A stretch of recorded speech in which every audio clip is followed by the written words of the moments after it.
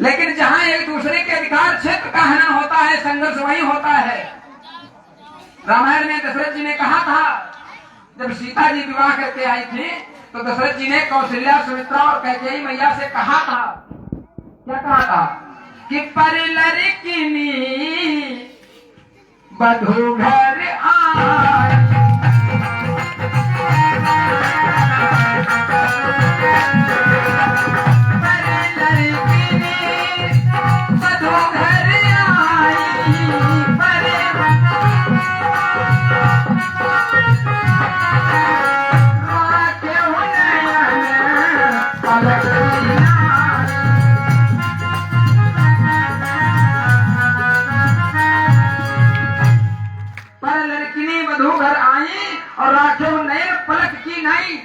जिस प्रकार से पलके नेत्रों की सुरक्षा करती हैं, इन बहुओं की वैसे सुरक्षा करना ये सासुओं का कर्तव्य है। अब कितनी सासुएं ये कर्तव्य निभा रही हैं, और बाद में कहोगे हमारी बहुरिया खराब है। बहुओं का भी कर्तव्य है, सादरी सास ससुर पद पूजा,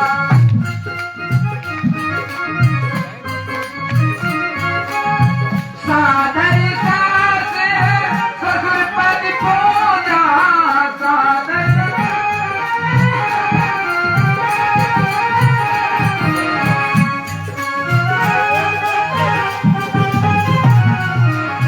यही समनारी धर्म नहीं।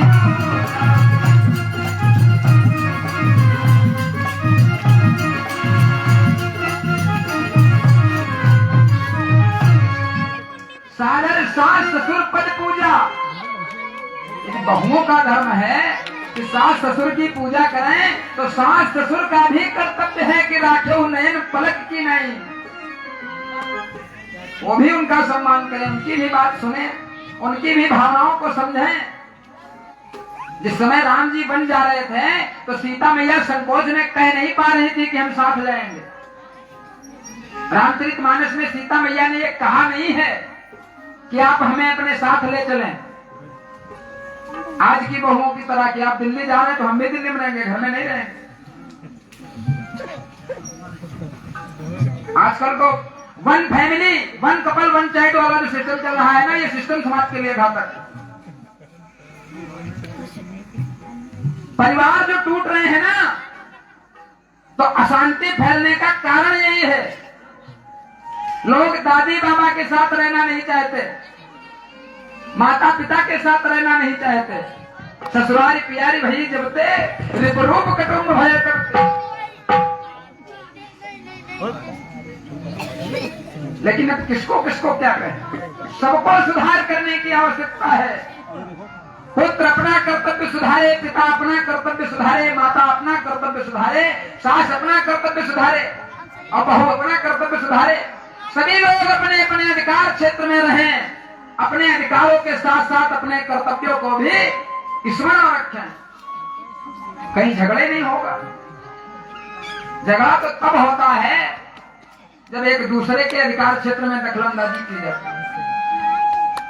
जब हम हक तो जताते हैं कि हमारा ये अधिकार है और हम भूल जाते हैं कि इस अधिकार के साथ में हमारा कुछ कर्तव्य भी है। चलिए आइए सुधार कीजिए, अपन तेज समारोह आप कथा कहाँ थे जी?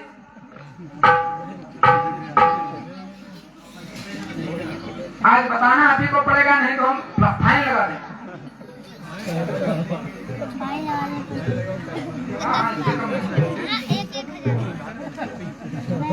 कथा अगर आप दोनों लोगों में से कोई नहीं बता पाए तो फाइन लगेगी निश्चित। कहाँ रहेगा सर? 5वां दिन है श्याम जी, तो हमने अभी एक भी दिन फाइन नहीं लगाया है। और आज अगर आप दोनों लोगों में से कोई नहीं बता पाया कि कथा कहाँ थी, तो 100 रुपए रोज के हिसाब से 500 रुपए फाइन लगे।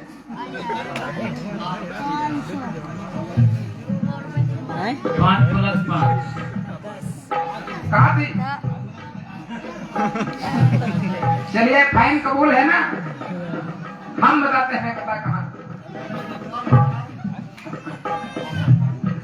अरे कथा चल रही थी कि जब राजा ययाति ने अपने बेटे पुरु से यौवन मांगा तो पुरु ने हंसी खुशी राजा ययाति को अपना यौवन दे दिया।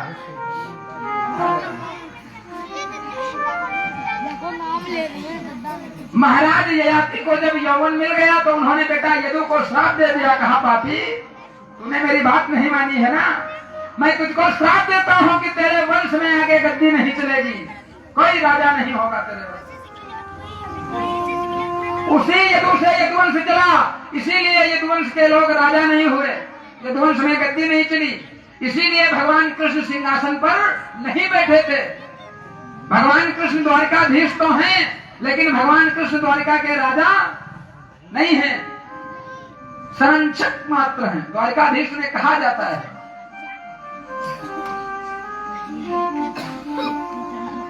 राजा उग्रसेन ही थे। आगे पुरु से पुरवंश चला, पुरवंश में ही कालांतर में कौरव पांडव हुए। आइए इसी वंश में उग्रसेन जी हुए।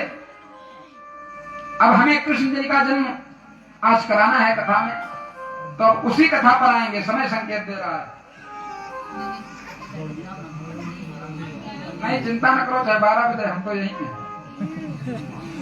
आज 12 बजे तक मथुरा में महाराज उग्रसेन जी का शासन है। उग्रसेन जी बहुत धर्मात्माएं हैं। अब मथुरा जो लोग गए हैं वही जानते हैं, हम तो गए नहीं। तो मथुरा जी में महाराज उग्रसेन जी शासन कर रहे हैं और उग्रसेन जी बहुत धर्मात्मा राजा हैं। और उग्रसेन की पत्नी पवन रेखा बहुत पतिव्रता है, सती साध्वी है। लेकिन फिर आ गई वही बात कि सारे सुख परमात्मा किसी को देता नहीं है। महाराज उग्रसेन के यहाँ भी एक दुख है, क्या पुत्र नहीं है। और कथा के पहले दिन ही आप लोगों ने सुना था पुत्र के लिए परेशान हुआ था कौन? आत्मदेव ब्राह्मण। और आत्मदेव ब्राह्मण पुत्र के लिए परेशान हुआ, इधर उधर तमाम उपाय किए तो उसके घर में कौन आया? धन्वकारी। और धन्वकारी ने आत्मदेव जी का ऐसा कल्याण किया, ऐसा उनके पिंडा पर है कि पूछो ही ना। इसलिए पुत्र न हो तो फिर पुत्र के पीछे मत भागो। अरे बेटे न होना न होना ये परमात्मा की मर्जी है। जितना परमात्मा ने दे दिया है बस उतने परमात्मा का धन्यवाद अदा करो। परमात्मा आपको हाथ न देता तो लोग कहते हैं क्या भगवान ने हमको कुछ दिए नहीं, हम क्या करें। मैं कहता हूँ परमात्मा ने आपको मुख न दिया होता, जिह्वा न दी होती तो आप ये कहने के लायक ही न हो। जितना दे दिया है उसी में संतोष करिए। संतोषम परम सुखम, सबसे बड़ा सुख है संतोष। मुझे मेरे भगवान बहुत कुछ दिया, तेरा शुक्रिया तेरा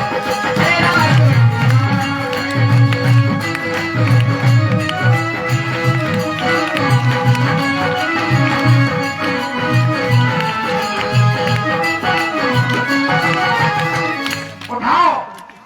जिनको लगता है कि मुझे मेरे भगवान बहुत कुछ दिया है, किसको लगता है? उठाओ जरा हाथ, उठाओ जरा हाथ जिसको ये लगता है कि मुझे मेरे भगवान बहुत कुछ दिया है। जो परमात्मा से नाराज है कि मुझे कुछ नहीं दिया है वो ना उठाए। राम बाबा आपको परमात्मा ने कुछ नहीं दिया है, कहिए हाथ और कहिए तालियां बजाते हुए कि मुझे मेरे भगवान बहुत कुछ दिया है, तेरा शुक्रिया है।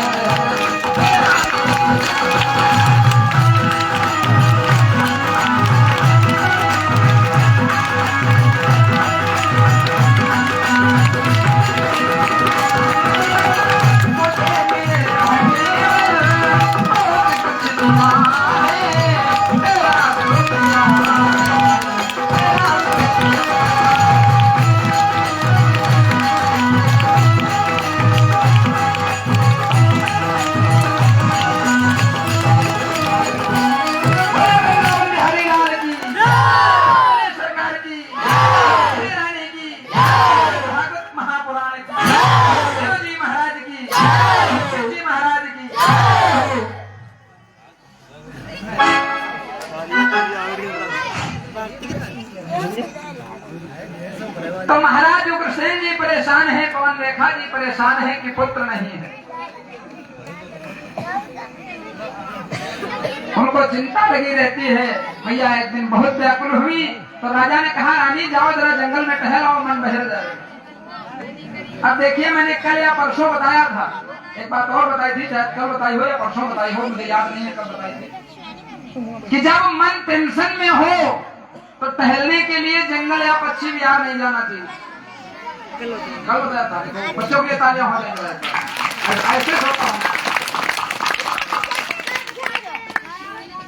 श्रोता ऐसे होने चाहिए जो सुनकर ग्रहण करें, और एक जो श्रोता जैसे श्रोता नहीं होने चाहिए कि इधर हम कथा सुना रहे हैं उधर आप लोग कथा काट रहे हैं। ये बात पंडित जी ने कही। ये आर्गन वाले ने टोन बढ़िया मारी है, कुछ श्रोता ऐसे भी आते हैं। ये ढोलक वाले ने इतनी बढ़िया थपकी लगाई है, आनंद आ गया। उनका कथा से कोई लेना देना नहीं। और एक होते हैं श्रोता, बढ़िया आने में बैठे, खंभे की टेक मिल गई, जैसे माताओं ने बंद कर लिया यहाँ तक मुंह सीताराम। हो पंडित जी कथा, जब प्रसाद मिलेगा तो प्रसाद लेकर चले जाएंगे।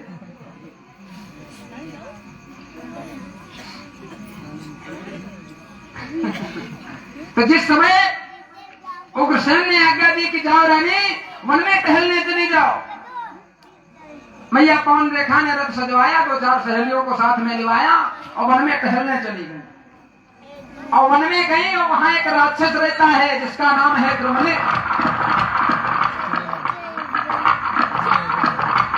और उस द्रुमलिक ने देखा, ओहो बड़ी सौंदर्यवान स्त्री है, आओ स्वागत। उसने ऐसी माया फैलाई कि वन में आंधी आने लगी, बवंडर उठने लगा, तूफान आने लगा। पवन रेखा अपनी सहेलियों से पिछड़ गई, रोने लगी, चिल्लाने लगी। तब राक्षस ने क्या किया, उग्रसेन जी का रूप बनाया, गया रानी के पास, बोला है कि रानी वो रानी रुदन छोड़, अरे हाजिर है तेरा रखवाला, अब मेरे सामने तुझे देखे है कौन भला।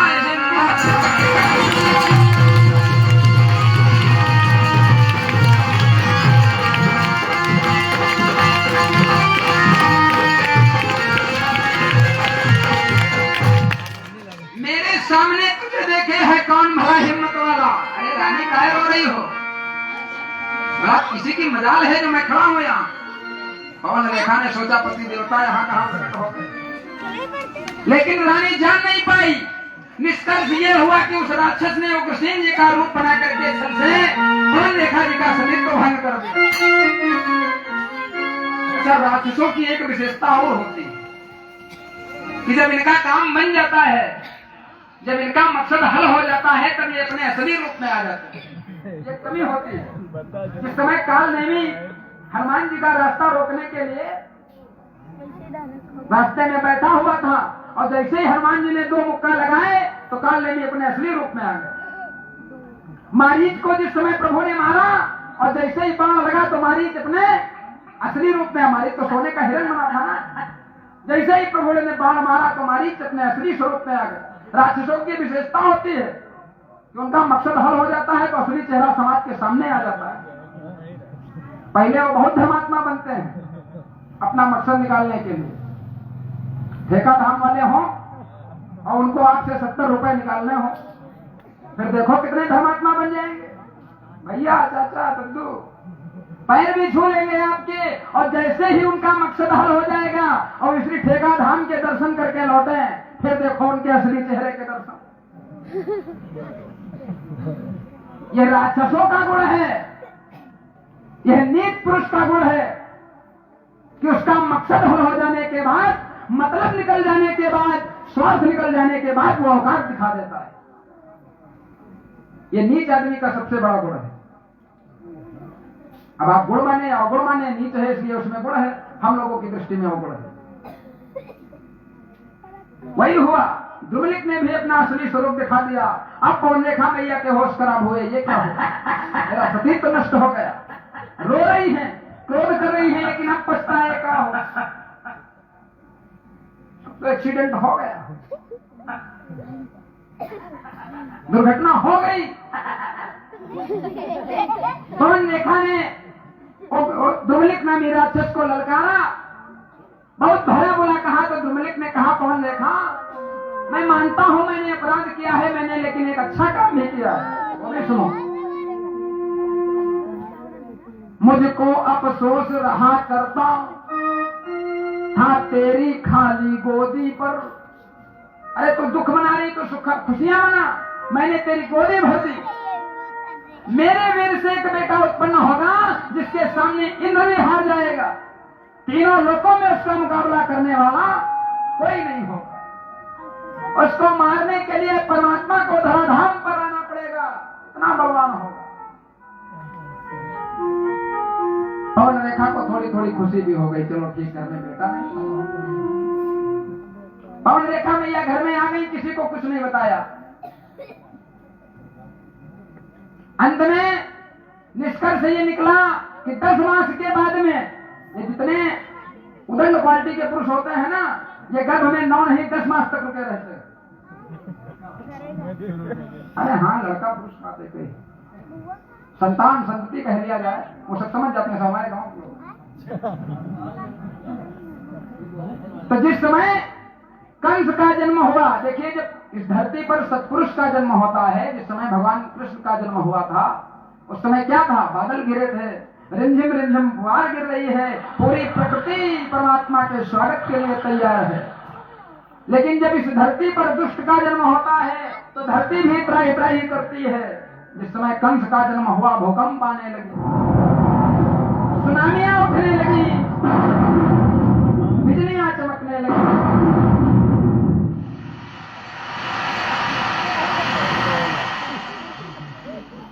नभमंडल में पड़ गया मलिन सूर्य का वेश और घोर घड़ी में छत्र में प्रकट हुआ कंस। कंस का जन्म हुआ उग्रसेन और पवन रेखा जी के यहाँ। जब कंस जन्म हुआ थोड़ा बड़ा हुआ तो कंस के कर्तव्य निराले हैं। देखिए जो होनहार विद्वान के होत चीकने पाप, जब बच्चा थोड़ा बड़ा होने लगता है तो उसके लक्षणों से ये सिद्ध हो जाता है कि आगे चलकर क्या करेगा। आगे चलकर ये पूजा करेगा कि वहां पूजा करेगा, आगे चलकर ये गौकर्ण बनेगा कि धुंधकारी बनेगा, ये डिसाइड हो जाता है बचपन में ही। अब कंस राजकुमार है तो कोई दबाव तो है नहीं। कंस बड़े बाप की बिगड़ी औलाद हो गया, दुष्ट हो गया। करता क्या है बचपन में, अरे बचपन में बच्चों के यमुने कितने ही बालक मार दिए। बचपन में बच्चों के यमुने कितने ही बालक मार दिए।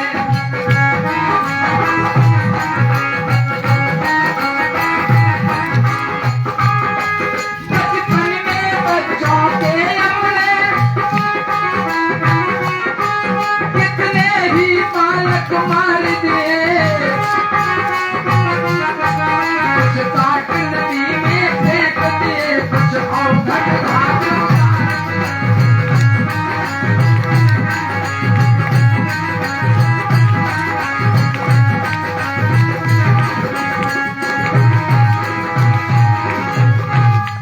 बचपन में बच्चों के यमुने।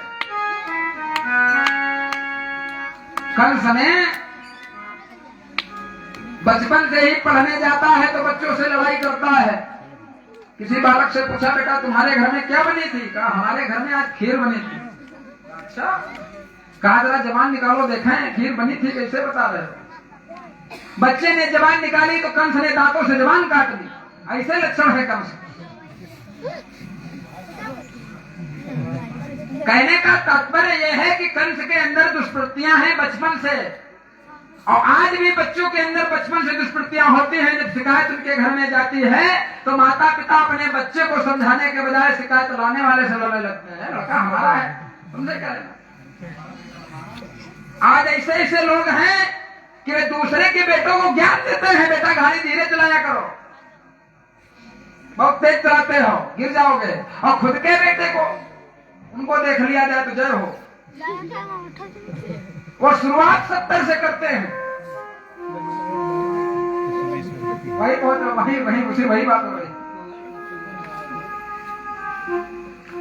माता पिता का धर्म है कि बालक को कोई शिकायत लाए तो उस पर जो है गंभीरता से निर्णय ले कि हाँ इसमें कितनी सच्चाई है, कितना झूठ है, और उसके बाद में बच्चे पर भी अंकुश लगाए।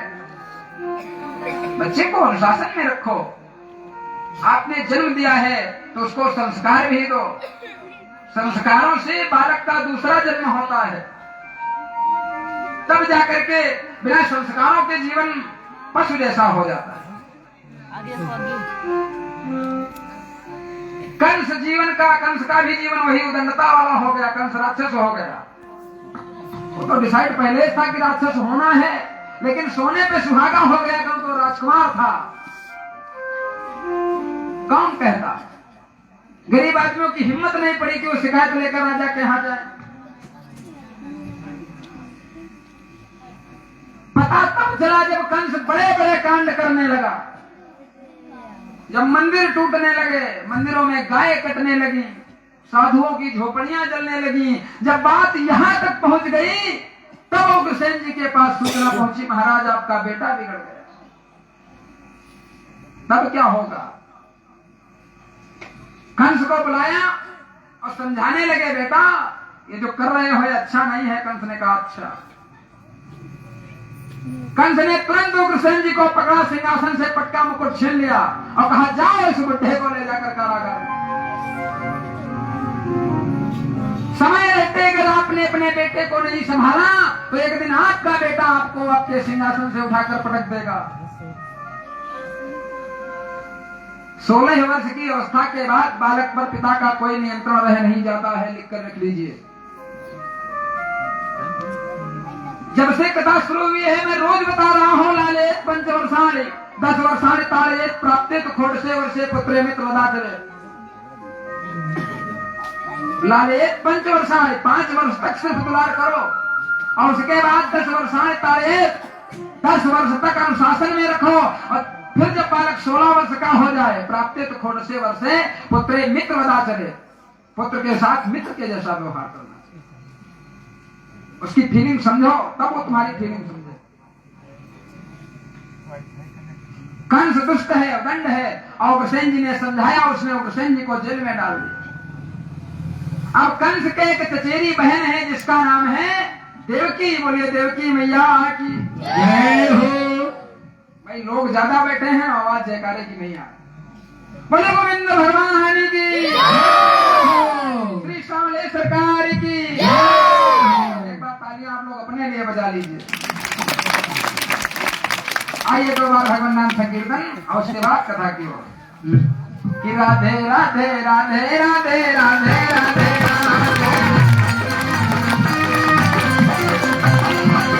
राधे राधे राधे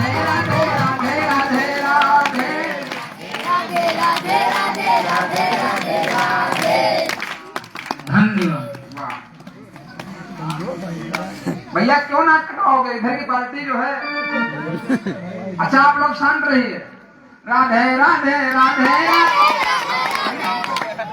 राधे राधे राधे राधे राधे राधे राधे।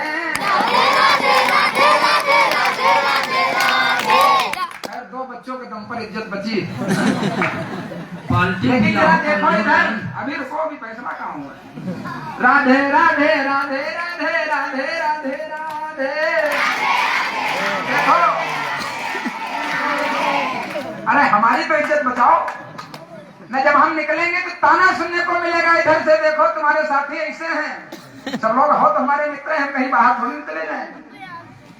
बोलो राधे राधे राधे राधे राधे राधे राधे राधे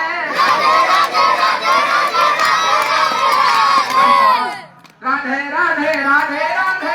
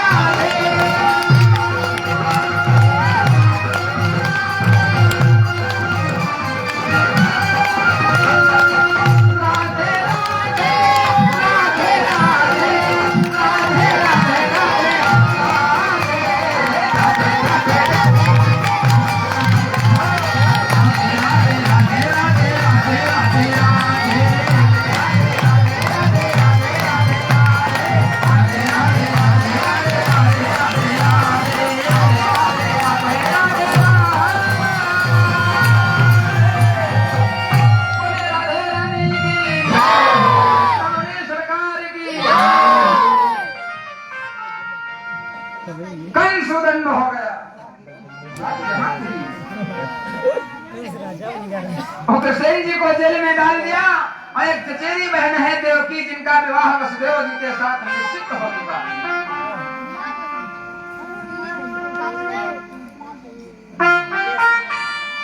देखिए कृष्ण कथा प्रारंभ होती है। भगवान कृष्ण जी के जन्म की आधारशिला बन रही है। कृष्ण जी का प्रण है, यदा यदा हि धर्मस्य ग्लानिर् भवति भारत अभ्युत्थानं धर्मस्य तदात्मानं सदाम्यहम्। जब जब धर्म की ग्लानि होती है तब तब परमात्मा निराकार से साकार होकर इस धराधाम पर प्रकट होता है। तुम नीचे नहीं बढ़ सकते। परित्राणाय साधनाय विनाशाय च दुष्कृताम् धर्म संस्थापनार्थाय संभवामि युगे युगे। युग युग तक परमात्मा के अवतार होते रहते हैं, परमात्मा वचन बनते हैं। जब जब इस धरती पर अत्याचार बढ़ा तब तक परमात्मा ने आकर अत्याचार का दमन किया। असुर मान थापहि सुरन, जो आसुरी प्रवृत्ति है, असुर का अर्थ राक्षस नहीं होता है, असुर का अर्थ होता है अनैतिक, अन्यायी और अत्याचार की विचारधारा। सुर का अर्थ है सुमति, सुंदर बुद्धि, सुंदर विचारधारा।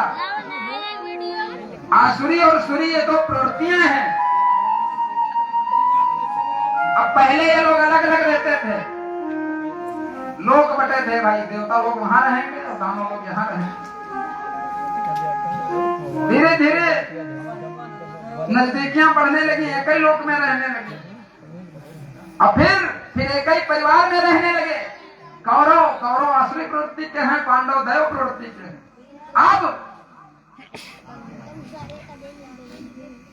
पास आ गए इस कदर देवतानो, इतना पास आ गए कि हर एक मानव के मन में समाए और धर्म और अधर्म हर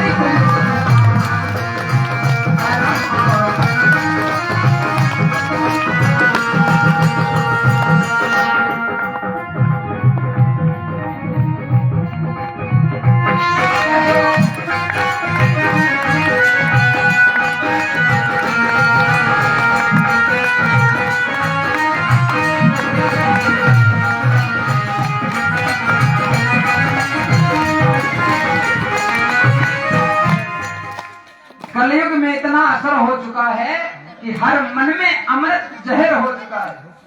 हर एक इंसान के मन में अमृत भी भरा है और जहर भी भरा है। कोई भरोसा नहीं है कब क्या उगलेगा। आज बहुत अच्छी पटरी खा रही है, कब कहो गालियां देते नजर आ। दानव मानव एक ही मस्तिष्क में घुसे हुए हैं, कब दानव प्रकट हो जाएगा कोई ठिकाना नहीं और कब देवता प्रकट हो जाएगा कोई ठिकाना नहीं। इसी को दूर करना है, अपने अंदर के दानों को मारिए। दशहरे पर रावण जलाने से कुछ नहीं होगा। अपने अंदर के आसुरी प्रवृत्ति को मारिए। आपके अंदर जो दानव बैठा है उसका दमन कीजिए। जब तक आप अपने अंदर के राक्षस को मार करके अपने अंदर के देवता को विकसित नहीं करेंगे तब तक स्वस्थ समाज की कल्पना केवल कल्पना ही है, साकार नहीं किया जा सकता इस कल्पना। वसुदेव और देवकी की विदाई हो रही है। कंस विदा करने के लिए जा रहा है। वैसे बहुत पहले हमारी दादी जी बताया करती थी कि पहले एक परंपरा थी, अब ठीक नहीं थी, हमें नहीं पता है, बुजुर्गों को पता होगी, कि जब माताओं का विवाह होता था तो घर में जो छोटा साला होता था वो कुछ दिनों के लिए चला जाता था बहन जी के साथ में। कंस छोड़ने के लिए जा रहा है, कहा चलो हमारी बहन विदा हो रही है, कुछ दूरी तक छोड़ दें। रथ पर देवकी जा रही थी, पीछे से एक रिसाला था, उसके पीछे था कंसराज, वसुदेव कुमार का साला था। कंस छोड़ने के लिए जा रहा था। विदा करने के लिए जा रहा है। बहुत हर्ष है, बैंड बाजा बज रहे हैं और तब तक आकाशवाणी होती है, सावधान कि रे फूल फूल मत फूल बहुत, ये फूल फूल को मिलाएगा और इस देवकी का आठवां पुत्र तुझको यमपुर पहुंचाएगा।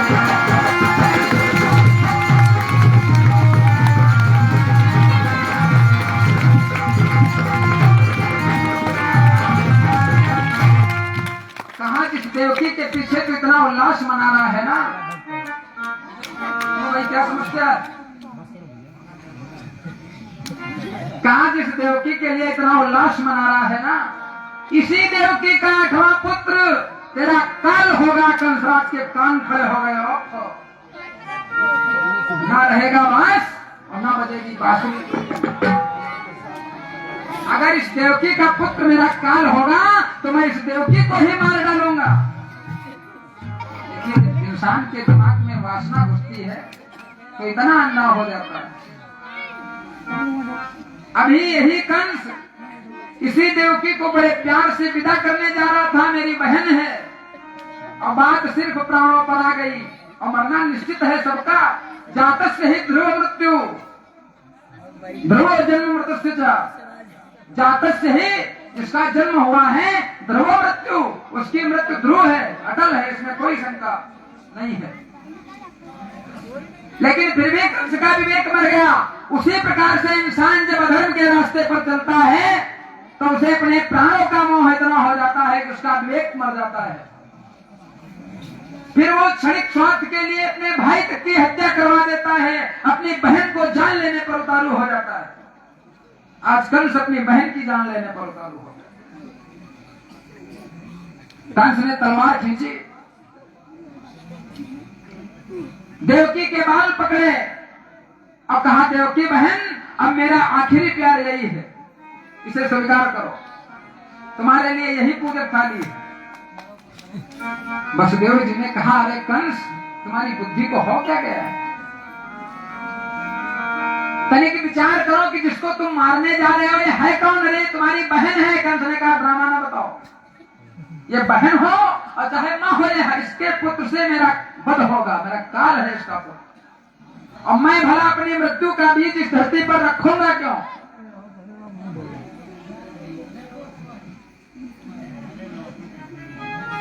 कंस ने देवकी के केस नहीं छोड़े। वसुदेव ने बहुत समझाया।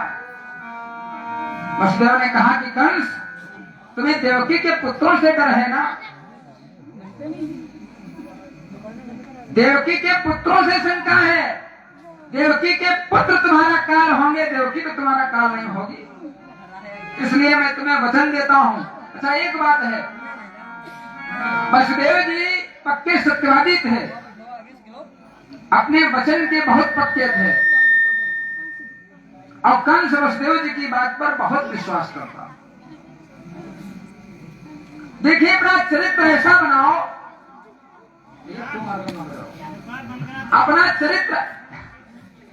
अपना चरित्र ऐसा बनाओ कि दुष्ट से दुष्ट व्यक्ति भी तुम्हारा विश्वास कर ले कि हाँ, महाराज जी ने ऐसा कहा है तो ऐसा होगा।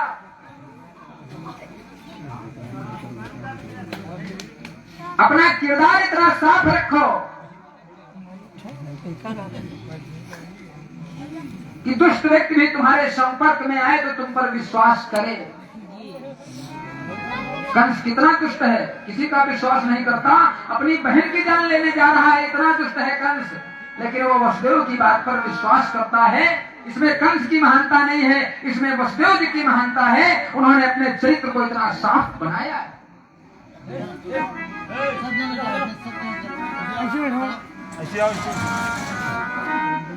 वसुदेव जी कहते हैं कि राजन, मैं भी प्रणपूर्वक कहता हूँ,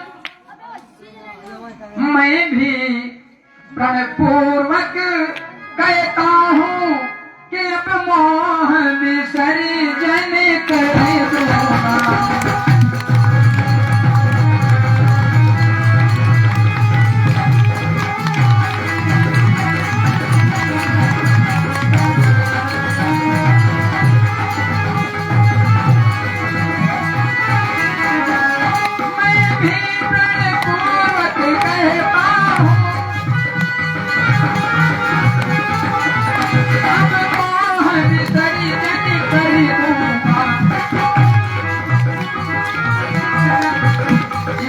जो भी संपत्ति होगी वहाँ तुम्हें समर्पित।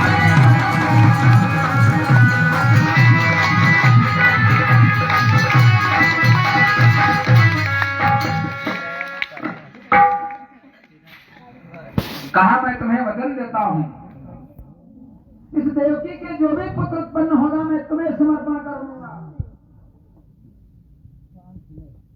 जब वसुदेव जी ने वचन दे दिया तो कंस ने वसुदेव और देवकी को छोड़ दिया, कहा जाओ, लेकिन याद रहे तुम्हें वचन दिया है, अब बस तुम्हारे विश्वास पर हम छोड़ रहे हैं। धीरे धीरे समय व्यतीत हुआ, जब समय व्यतीत हुआ देवकी मैया के गर्भ से पहले पुत्र का जन्म हुआ। देवकी मैया बड़ी प्रसन्न हुई, लेकिन फिर दुखी हो गई तो कंस के पास गया। वसुदेव जी ने कहा, प्रिय मैं इस बालक को कंस के पास ले जा रहा हूँ। वसुदेव जी बालक को कंस के पास लेकर आए। कंस ने बालक को देखा तो दया आए, कहा तो आत्मा बालक है, वसुदेव जी कितने सच्चे आदमी, जैसा कहा था वैसे किया। तो सही बात अपने पुत्र को ले आए, जाओ वसुदेव जी इसको ले जाओ, इसको ले जाओ, इससे मेरा कोई बैर नहीं।